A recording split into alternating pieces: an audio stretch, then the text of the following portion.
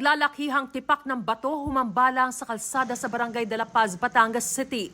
Pansamantalang naantala ang biyahe ng ilang sasakyan nang matapyas ang bahagi ng bundok sa Batangas, Tabangao, Lobo Road. 12.1% ng mga kabataang Pinoy may anemia ayon sa Food and Nutrition Research Institute and Department of Science and Technology. Katumbas daw yan ang isa sa bawat 10 bata na edad 6 hanggang 12. Para maabatan, ito ang payo ng DOST. Kumain ng manok, baboy at gulay tulad ng malunggay, alugbati at talbos ng kamote. Sangkatutak na gamo-gamo naglabasan sa Lawag City, Ilocos Norte matapos ang pag-ulan. Pinagpiyastahan ito ng mga manok. Mariz Umali nagbabalita para sa GMA Integrated News. Huwag magpahuli sa mga balitang dapat ninyong malaman. Mag-subscribe sa GMA Integrated News sa YouTube.